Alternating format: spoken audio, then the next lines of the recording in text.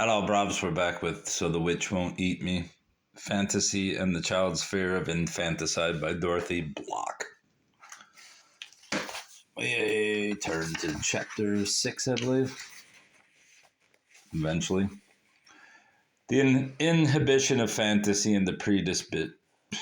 Alright, we'll start over there. Chapter 6, The Inhibition of Fantasy and the Predisposition to Kill, which I assume is a theory at this point and not case study, but we'll see. Although my psychoanalytic treatment of children initially confronted me with the challenging task of unraveling the meaning of their fantasies, I soon became aware that the degree of the inhibition of fantasy, no less than the range of its expression, may be a measure of the child's defensive needs. My speculation about the dynamics of the inhibition ended when I turned to investigate the family backgrounds of those patients who revealed their incapacity in those rare instances. Despite the unquestionable existence of other causes of inhibition, I found that the fear of infanticide, which normally gives rise to children's fantasies, had been intensified by persistent violent abuse in a non-loving environment, which elicited not only a wish but an impulse to kill. In such cases, the child responded by developing feelings of alienation and became consumed by a fear of losing control that caused him to inhibit all fantasy. Perhaps no other single factor teaches us more about the central role of violence and the fear of violence in the psyche's defensive system than their impact on children's fantasies.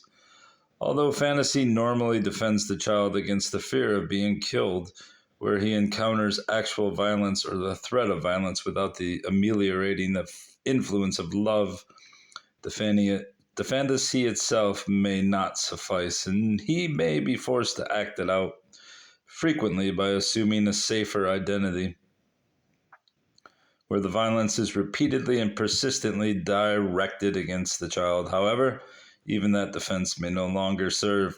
Inhibition may be his only solution. How ominous a development that may be is indicated by an investigation into the backgrounds of people who have actually committed murder. Oh, there we go. Wherever the information is available, it is apparent that they fall into this category. The inhibition of fantasy may, in some instances, therefore, not only be regarded as a defense against persistent violent abuse in an unloving environment, it may also suggest a predisposition to commit murder. Although that concept is borne out both by my own observations, and by the findings of researchers concerning the experience of individuals who have committed murder, many writers continue to regard the commission of murder as ultimate proof of the base nature of man and ascribe it to a killer instinct. In his book Human Aggression, Anthony Storr upholds this position with the statement, "The somber fact is that we are the cruelest and most ruthless species that has ever walked the earth, and that although we may recoil in horror when we read in newspapers or history books of the atrocities committed by man upon man, we know in our hearts that each of us harbors within himself those same savage impulses which lead to murder, torture, and war." Similarly, in the natural history of aggression, the current psychiatric evidence seems almost unequivocal. Aggression is not merely a response to frustration. It is a deep-seated, universal drive. When scientists have compared man to other species of the animal kingdom, his standing in the moral hierarchy has plummeted almost to the bottom. It has been pointed out that man cannot match the peaceable natures of the others, who in most instances kill in order to survive, and even then, as in the case of wolves, select as their victims only those animals already in a deteriorating state of health. Further, man belongs to one of the few species that kills its own kind.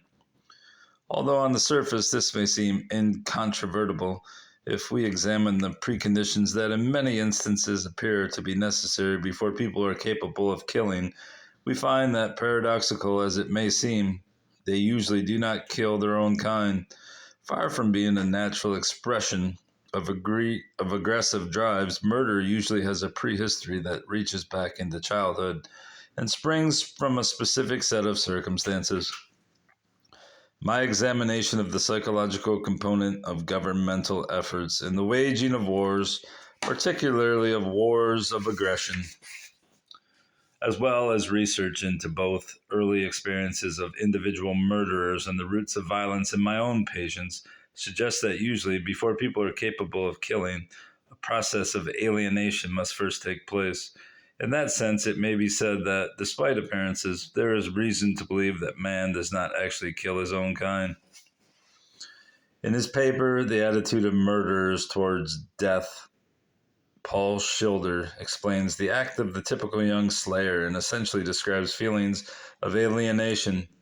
He states it is rather that life and death do not seem to play an important part in the manifest content of psychic life.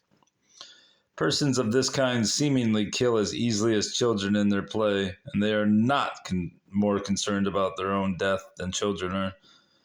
It almost seems that these normal murderers, who are not otherwise so badly adapted to their reality, show particular infantile trends in their reaction to life and death. One may say they kill because they do not appreciate the deprivation they inflict on others. In presenting the case of Alvin, Manfred Guttmacher also describes feelings of alienation when he reports that Alvin sees the world as depriving and divides it clearly into the haves and have-nots. He had no compunction taking from the haves, since he is a have-not. He does not feel that he is wrong because society made him so. He has been deprived, so now it is up to society to look after him, and if they do not give it, he will take it. Stealing is therefore natural to him. Murder is incidental. Although there may also be other emotional states that result in murder, in many instances the repression of feeling and the inhibition of fantasy are so profound that the murderous act is dissociated. In the study conducted by G.M. Duncan and others, they reported in one case, when we saw him, he was unable to account for his killing her, his sweetheart. In another case, discussed by W. Lindsay Neustatter, the man who committed 3 separate murders of strangers in 3 different locales had complete amnesia concerning how he had actually gotten to those places. He claimed to kill on impulse and didn't know why he selected those particular individuals. In still another instance, a murderer who claimed to be able to put anything unpleasant completely out of his mind alleged a loss of memory before his trial and denied making a confession when he had been interrogated. With William George Hirons, the subject of Lucy Freeman's Before I Kill More, all murders and assaults were dissociated acts. After 2 murders, he referred to waking up once on the floor and the other time on a chair. Each time he looked around the apartment, noted what had been done with no memory of having done it, and merely deduced that he had done it. In their study, Born to Raise Hell, Jack Altman and Marvin Ziporin tell how Richard Speck heard about the murder of 8 nurses over the radio in a bar and said to the man next to him, "I hope they catch the son of a bitch." Only when they mentioned his name did he realize he was the murderer, and he subsequently tried to kill himself. Later, he stated, "I would sure like to know what made me kill those girls. Why would I do a thing like that?" Yeah, I take his word. Although my purpose here is not to analyze the social environment and the system of government that spawns murderers, a cursory examination of the methods governments frequently employ in preparing the psyche for war readily establishes the widespread recognition of the essential role of alienation in killing. From World War I and the characterization of the German soldier as a savage Hun, who therefore did not qualify as human, to the Vietnamese Gook, whose subhuman status presumably allowed him to be killed with impunity, alienation has been a primary government tool. Perhaps because of the dimensions of the contemplated carnage, nowhere has the process of an alienation been carried out on the scale that prepared the German people to participate in the Holocaust. Because Hitler lacked the advantage provided by the differences in color, hair, and facial structure that facilitated the alienation of white Americans in relation to Vietnamese or to blacks in the United States, he invented the myth of the Aryan race, a supposedly blue-eyed, blonde-haired master strain, superior to all other peoples. The effectiveness of the approach can be measured by the prevailing colorblindness among his followers in relation to himself and other masters of the master race. He also had a much more difficult task in relation to cultural inferiority, because the black people had been uprooted from their own culture and not permitted to participate in the white man's. There was little difficulty in inventing the myth of their incapacity to do so. The disparity between the culture of Americans and Vietnamese was also used to establish Vietnamese inferiority. The Jews, however, had been allowed to share as equals in the cultural life of Germany, and therefore could not be attacked for their level of intelligence. Culture itself then became the stigma. Said Marshall Goring, "When I hear the word culture, I reach for my gun." With both Germans and Americans, victims were reduced to a menial status and without official sanction became open targets for ridicule and attack. Although every propaganda means was marshaled to persuade both groups of the subhuman character of their fellow men, it was additionally necessary to create a sense of difference by segregating the victims and driving them into ghettos. Even this did not suffice, however. To the credit of the human race, the ultimate weapon in the alienation of both Germans and white Americans could only be violence and the threat of violence, whether it was the bleep lovers in the South who were thus restrained during the period of slavery and later from educating black people or from expressing any measure of solidarity with them, or the Jewish sympathizers in Germany. Violation of the laws that were designed to alienate exposed the malefactor at best to ostracism and at worst to torture and death.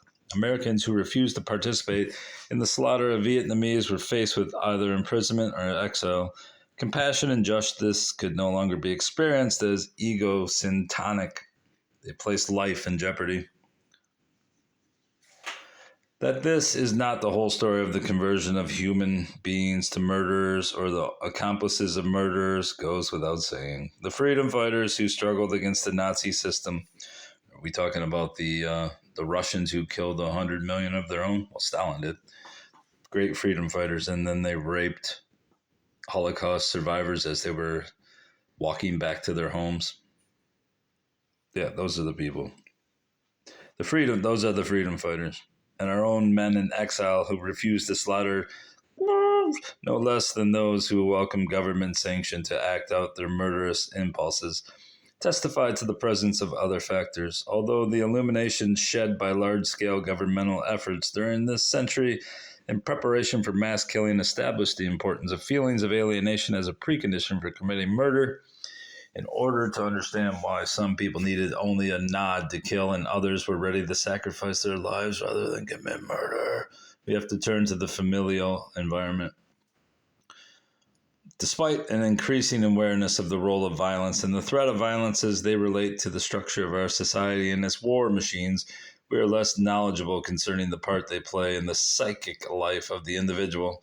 Although the adult patient frequently appears to be mainly preoccupied with the need to feel loved, the complexities of the psychic superstructure with which he confronts us are very often designed to defend him against his fear of killing and of being killed.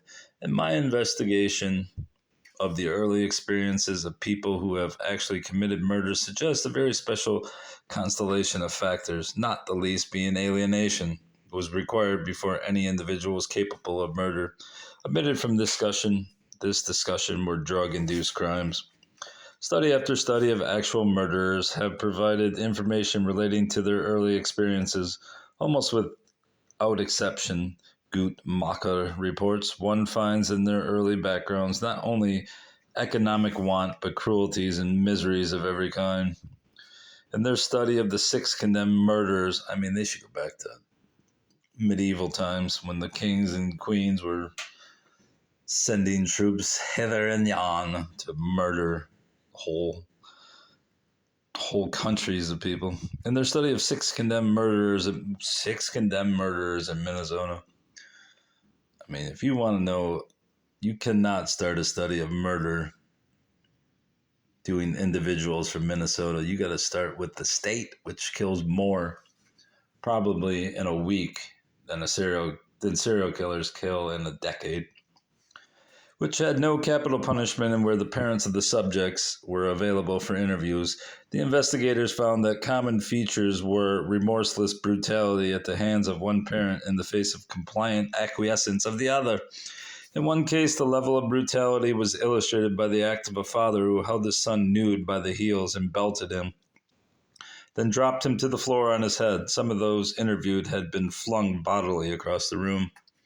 Stuart Palmer's study of murder also establishes that the murderers are appeared to have been terribly frustrated during their early lives, suffering extreme birth traumas, serious diseases in infancy and childhood, accidents, physical beatings, severe training practices at the hands of the mother, psychological frustrations, and traumatic incidents outside of the home. He found a significant positive functional relationship between the amount of frustration experienced by individuals during infancy, childhood, and adolescence on the one hand, and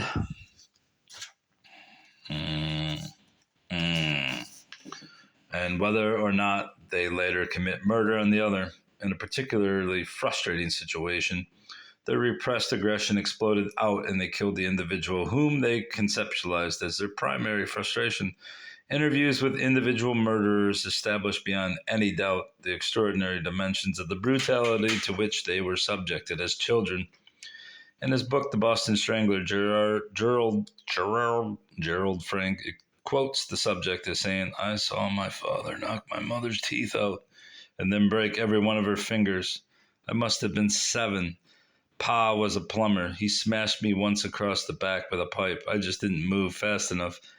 He sold me and my 2 sisters once for $9 to some farmer in Maine.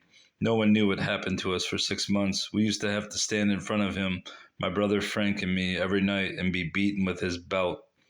He used to take my brother Dickie, picked him right up and smashed him against the wall. My sisters always had black eyes." Newstadter's study revealed that in one case, where a 16-year-old boy killed a woman of 72 by repeatedly stabbing her, the mother admitted she sometimes beat the boy, and his father also kept on at him. The father, an ex-army officer, insisted he should sit on his pot if necessary for hours, and he was dry by 9 months and trained to put every toy away from the same age. The boy never showed temper. If angered, he would just go white, clench his hands, and say nothing.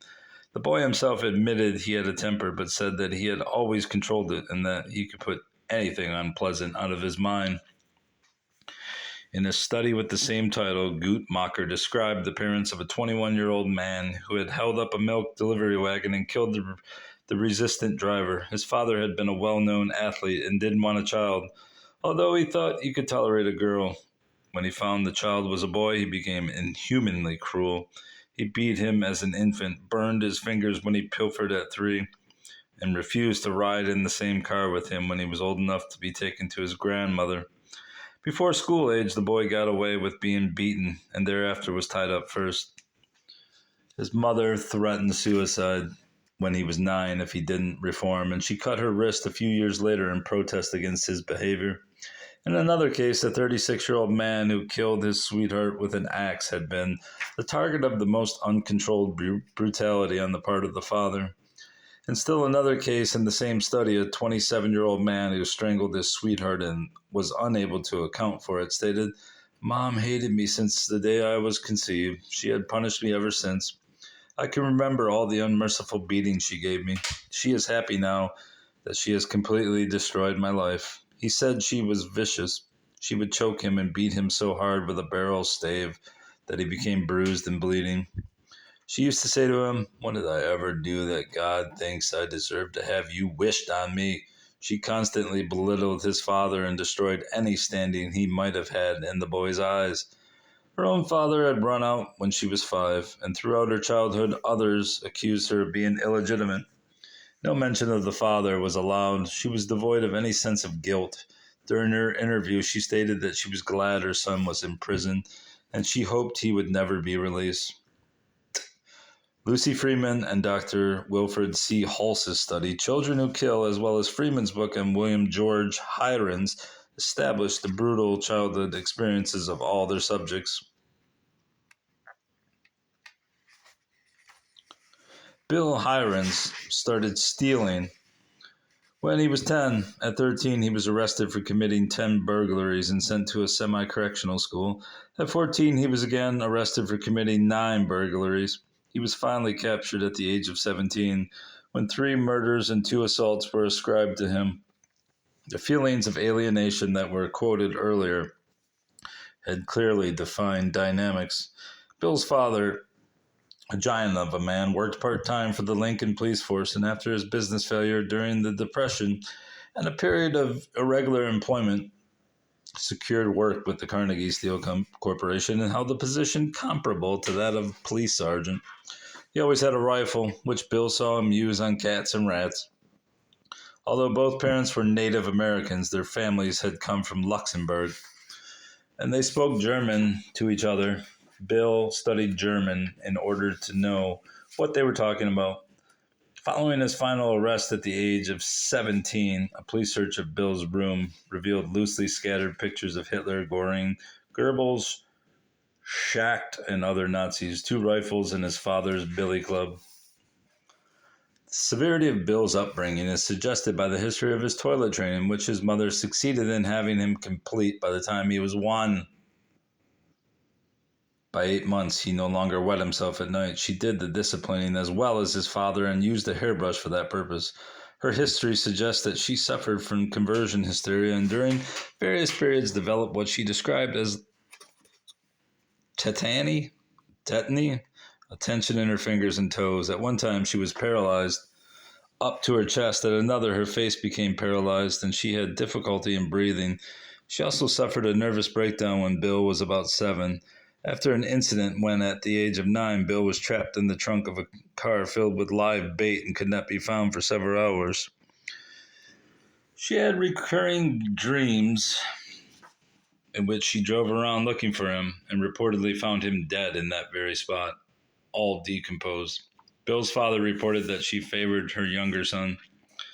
Bill's terror of his father is suggested by his memory of an incident that occurred when he was 9. On a blazing summer day when he was playing in a park at which his father was employed, he seized the metal trapeze bar, not realizing how hot it would be, let go quickly and fell and broke his arm. He then sat alone for about a half hour trying to push the broken bones together. Like breaking a vase, he commented. You want to repair it so you won't get blamed for breaking it. A woman finally found him and brought him to his father. The inhibition of feeling with its implied component, the inhibition of fantasy, emerges in study after study of the personalities of the people who have committed murder and links them to the children I have treated. In his monograph, Under-Controlled and Over-Controlled Personality Types and Extreme Antisocial Aggression, Edwin I. McGargy found in case after case the extremely assaultive offender proves to be a rather passive person with no previous history of aggression. In these cases, the homicide was not just one more aggressive offense in a person who had always displayed inadequate controls, but rather a completely uncharacteristic act in a person who had always displayed extraordinary high levels of control. He states further, the extremely assaultive person is often a fairly mild-mannered, long-suffering individual who buries his resentment under rigid and brittle controls. Freeman noted in her observation of Bill Hirons his impassive eyes, controlled, gentle voice, outward compliance to authority, and a feeling of terrible repressed power and violence. W. Lindsay Newstetter likewise states, murder is the worst crime in the calendar, yet contrary to public belief, the tragedy is that it is committed by mild people of previously impeccable character. The meek and mild may prove more dangerous than those who can express their inner aggressiveness. He describes a murderer as quiet, polite, unusually apologetic about his crimes. Sounds like a politician. An extraordinarily neat and orderly man. He had killed 4 women by strangulation. In another case, the man who was responsible for 2 murders was a tall, well-set-up, fair-haired young man in his 20s, prepossessing in his appearance, intelligent, quietly spoken, and even when charged with a second murder, showing little emotion. Although I had recognized that immersion in fantasy and its acting out, as well as its exclusion, appeared to reflect an extraordinary heightening of terror, until my treatment of several children who could neither fantasize nor play, it was not clear whether both extremes arose out of a similar dynamics. As soon as I explored the relationship between these phenomena and the specific parental environments that gave rise to them, however, I became aware that the decisive factors appeared to be the degree and the quality of the violence as well as of the love that the child had experienced. None of my child patients who were dominated by fantasy or had persistently acted it out had experienced themselves as victims of violence in a parental atmosphere devoid of love. In most instances, their fear of infanticide had been enhanced either by witnessing violence or by occasionally being its target in an environment where the hope of being loved had not been completely extinguished. Whereas children with such familial backgrounds appeared to be overwhelmed by a fear of being killed and a need to justify their parents' destructive feelings, the children who were recipients of persistent violence in a non-loving environment frequently appeared to be concerned not with the fear of being killed and the wish to kill in return, but with the fear of the impulse to kill and of losing control. They therefore could not risk the release of their feelings or wishes through fantasy or play. And we will stop there due to time constraints and the fact that